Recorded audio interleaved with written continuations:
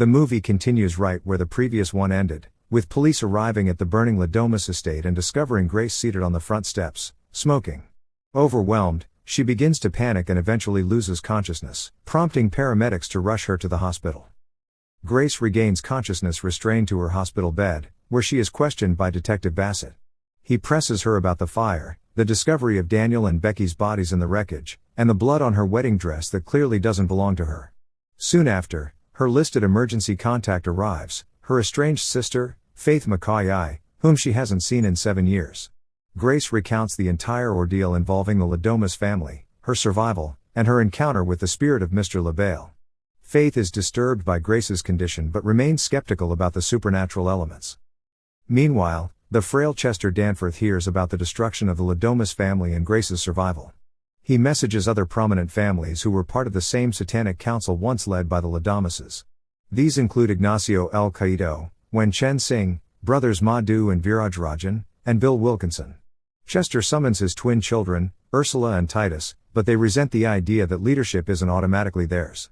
Chester insists they must follow LaBelle's rules. In response, the twins suffocate him with a pillow and proceed to assemble the remaining families. As Bassett prepares to take Grace into custody, Bill suddenly appears and kills him by throwing a knife into his neck. Grace and Faith flee, with Grace grabbing Bassett's gun. Bill attempts to kill Grace to secure power for himself, but he suddenly explodes into pieces, terrifying Faith. Moments later, armed enforcers arrive and incapacitate the sisters with gas. They explain that Bill broke the rules by acting before the game began, sealing the fate of his entire bloodline. The family leaders gather at the Danforth estate, which doubles as a lodge and casino. Ignacio arrives with his children, Felipe and Francesca, who harbors resentment toward Grace due to her past engagement to Alex. Chen Sing brings along her freeloading son, Cheng Fu, while Madhu and Viraj arrive with Madhu's wife, Martina. Alongside them is a mysterious figure known only as the lawyer. He explains to Grace and Faith that because Grace survived the deadly game of hide and seek, she now holds the right to claim leadership of the council. However, she must survive another hunt until dawn. If no one is wearing the council's ring by sunrise, LaBelle will punish them all. Grace initially refuses to participate until they threaten to kill Faith. The sisters are once again knocked unconscious and transported to a golf course, where they are given a head start. Ursula and Titus secretly rig the situation in their favor. Ignacio, Viraj, and Chen Sing lead the hunt while others monitor through surveillance. Ignacio attempts to snipe them but misses, accidentally triggering an explosion when the sisters trick him into hitting a propane tank. Viraj survives the blast, while Grace is injured by flying debris. The twins also attempt to shoot them, but the sisters escape into the forest. Seeking shelter, Grace and Faith enter a building where Viraj follows them. They locate a bandsaw and cut off their handcuffs, but the noise alerts him. They overpower Viraj and force him into an industrial washing machine. Grace activates the sanitize cycle, effectively boiling him alive until he dies.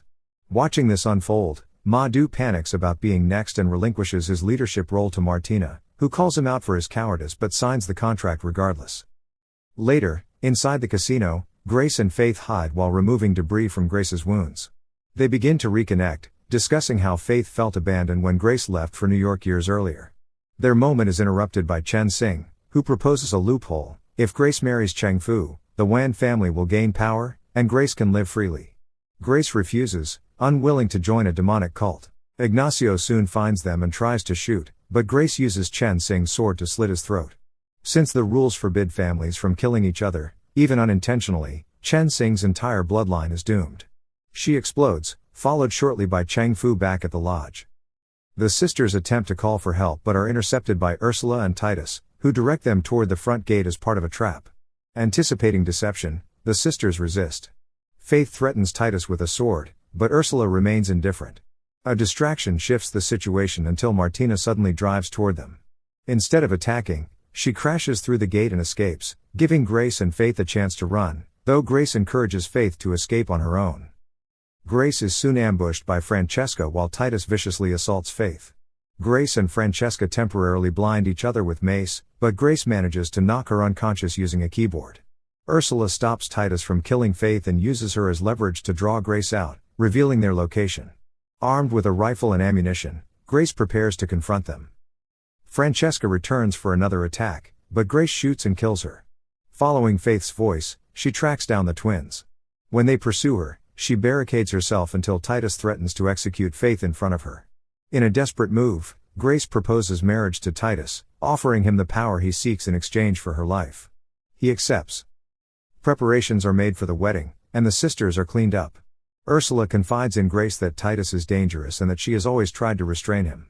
Titus overhears and brutally kills Ursula by snapping her neck.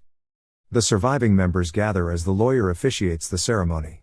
Once the marriage is complete, Titus claims the ring and asserts his dominance, only for Grace to suddenly stab him repeatedly in the neck with a dagger.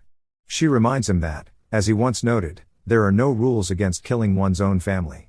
Taking the ring, Faith kicks Titus's body into a pit filled with corpses. Now in control, Grace immediately renounces the council, refusing to continue their cycle of violence.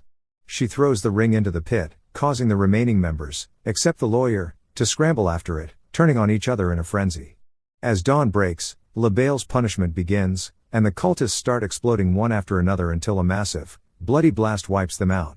Madhu, who avoided the chaos, believes he has survived, until he suddenly explodes as well. Mr. LaBelle appears once more before Grace and Faith, acknowledging their survival with a nod, while the lawyer allows them to leave unharmed. Grace also takes a goat that had been intended for sacrifice. As the sisters exit the estate with the goat, they reconcile and commit to rebuilding their relationship moving forward. If you enjoy this video, subscribe to this channel for more.